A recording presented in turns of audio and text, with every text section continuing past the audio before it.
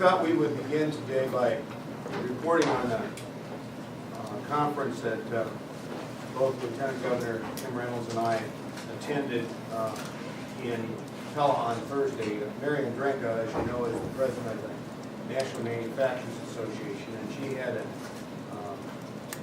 conference which was really focused on small and medium-sized enterprises and how they can increase their exports.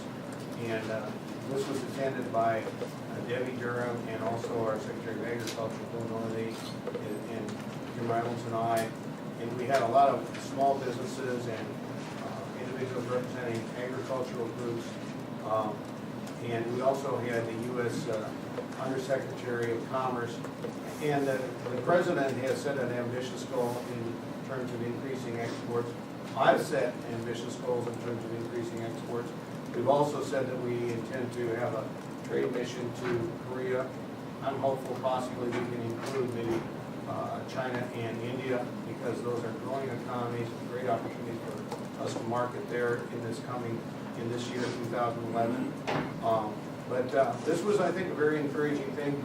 The idea was identify the obstacles that prevent businesses from being able to market their products overseas. Marion Drenga pointed out that 30% of the jobs in Vermeer, that's over 500 jobs, are directly related to the export market. We had a number of other businesses of all sizes. And I know, for instance, Chemland Industries here in Des Moines, very substantial amount of their business is international. So we think this is a very important area and one that we want to work closely on. Iowa is already, I think, #2 to California in agriculture exports. When I go to the governor's meeting later this month, I'm going to be focusing on working with other ag state governors, promoting the completion of the U.S.-South Korea trade agreement and its ratification, and we see that as something that can open up great market opportunities for us, especially in things like pork, where we are the leading pork producing state, and we intend to open a trade office there. Well, I was just going to add that Undersecretary Sanchez opened the meeting with some statistics to just indicate the importance of export and how that impacts our goals of creating jobs in Iowa. He said that in the U.S. exports rose 17% in 2010, and in November alone it was almost $15 billion worth in exports. But that's only 11% of the GDP. And just in comparison with Germany, over half of their economy is in export. So there's some real opportunity for Iowa there, especially with agriculture. And it was a great opportunity to listen to small business to medium-sized business. There were quite a few companies that were represented. To actually listen to them, they went around the table and got input from each one of the businesses on what they saw as burdens and barriers to growing imports in new countries. So it was very informative and a great opportunity for both of us to attend. We'd be glad to respond to questions you might have. We also visited PMX in Cedar Rapids on Friday, and that's one of the successes we've had. It's a South Korean company, and they're in the metal recycling business, and among their customers are the mints in both Philadelphia and Denver, and then, they all have a number of other customers as well. But and that's a company that was a big investment from South Korea into the United States, and it's also a very good employer in Cedar Rapids. What are the impediments? Well, there's a number of impediments. Some of them are non-trade barriers that other countries have. Some of them are just lack of information for small business or being able to get into these markets.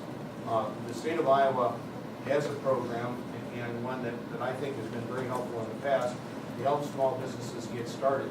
And also, when the governor leads a trade mission, and I remember my first trade mission in 1984, we went to Hong Kong, China, and to Japan.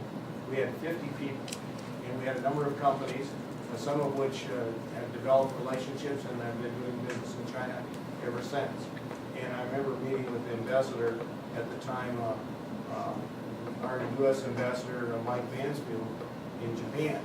And he talked about the great opportunities in the Pacific Rim, and we indeed did, in the years ahead, make a lot of additional missions to that part of the world and increased our exports dramatically. We think there's great opportunity for us again, especially with the growth that's going on in that part of the world, in Asia. Places like Japan, or not so much Japan as China and India, but in South Korea in particular. Did you say you intend to open a trade office in South Korea? Yes, yes. Talk about that a little bit, describe that, and might that open more? Well, we see with the U.S.-South Korea trade agreement an opportunity for much more exports there. So having somebody on the ground there, day in and day out, I think can help us increase our contacts and increase our exports there. We mentioned that pork is an area that has, we think we can triple, maybe even quadruple our pork exports to Korea. Already we're doing substantial exports to China as well. And there's a company, Mei was one of the, there's a woman, her name is Mei, and she was representing a company that does a lot of business in selling pig skins to China. I think they're the biggest exporter. And anyway, she was one of them, and I think they just received an export award, her company. So that's one of them that obviously we want to partner with in this marketing effort.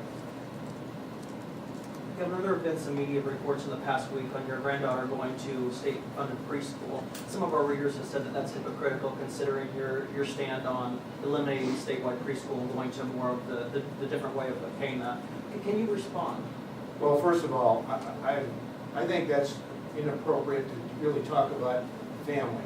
I've instead focused on policy, and I've recommended what I think is fair policy, and I think we need to have stability and predictability in funding for education, and I think preschool we should provide financial assistance to those that need it.